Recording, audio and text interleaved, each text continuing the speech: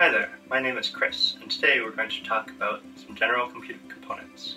Our goal for today is to learn about the parts inside of a computer and their functions.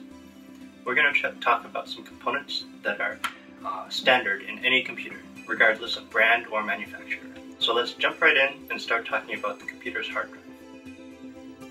Usually abbreviated as HDD, the hard drive's function is long-term data storage.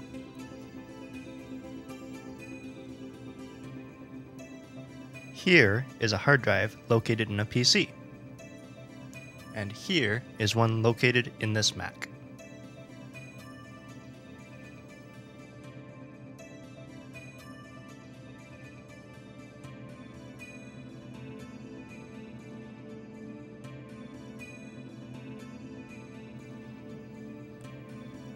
Inside of a hard drive, there are three main components: the platters, the motor, and the arms. The data on your computer is written magnetically by the arms onto the platter as it spins.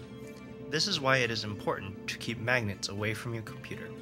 Any external magnets can disrupt information on your hard drive. Hard drives come in a variety of sizes. The unit of measurement for hard drive capacity is generally measured in gigabytes, abbreviated as capital G, capital B. We will touch more on what a gigabyte is later on. To find out more details on hard drives, please view our video on hard drives. Now let's move on to RAM, which is often referred to as memory.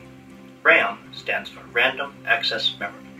RAM's function is to store data which the computer must frequently access. Here are RAM modules located in a PC case, and here are the RAM modules located in this Mac Pro.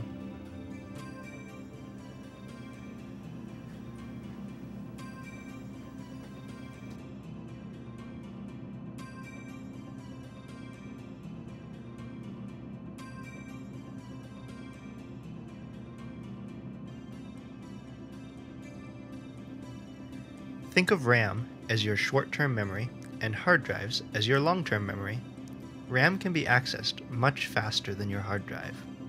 Because of this, all of your programs will use RAM when operating. When opening up a file or running a program, your computer will load the data from your hard drive into the RAM. From here, your computer can quickly access and store changes made to a file. When saving, your computer writes these changes back to your hard drive for more permanent storage. Running more programs will require a larger amount of RAM to smoothly operate. RAM, like hard drives, is also measured in gigabytes. Another feature of RAM is the RAM's access speed. This is measured in megahertz. We will go into these qualities more in our memory installation video. While talking about hard drives and RAM, we mentioned that both are measured in gigabytes. But what is a gigabyte? To understand this unit of measurement, we have to break down the word. Gigabyte is composed of giga, meaning 1 billion, and byte, which is a unit of information. Now, the real question is, what is a byte? A byte is the smallest unit of data that a computer can store. So words such as megabyte, MB, and gigabyte, GB, are measurement indicators of storage capacity. Sometimes, people will incorrectly refer to both the hard drive and RAM as memory. Although both hard drives and RAM are measured in the same units, they are very different.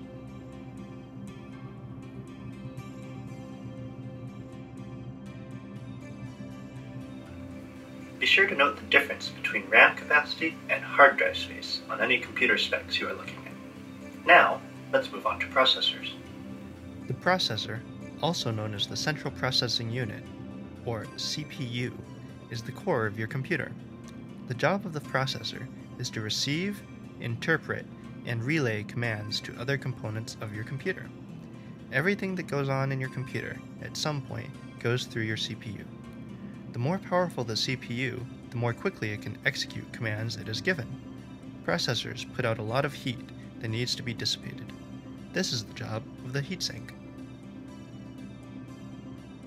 here you can see the heat sinks in this Mac. And here is one located in this PC. A large factor in how well your computer operates is determined by the performance of your CPU. The CPU's performance is mostly based on its clock speed.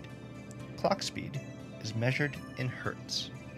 A hertz is a measurement of cycles per second. Each time the CPU receives and then relays a command to the rest of your computer, it is completed one cycle, or hertz. Because computer programs have to send out millions of commands every second, the amount of hertz a CPU must be able to process must be very high. This is why processor speeds are usually measured in megahertz or gigahertz.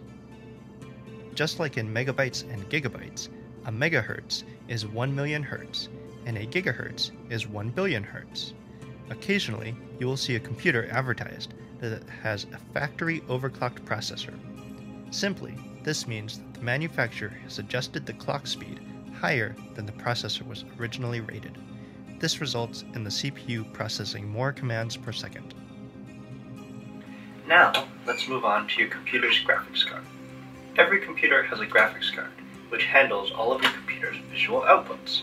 This means anything that you see on your monitor is being put there by your graphics card.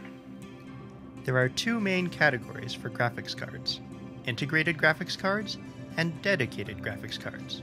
The majority of older desktop computers and current consumer class machines will have integrated video processing. This means that all graphics processing takes place in chips that are located on the motherboard, such as this one here. Dedicated video cards, like the one I have here, interface with your computer through either an AGP port or a PCI port, like this one here.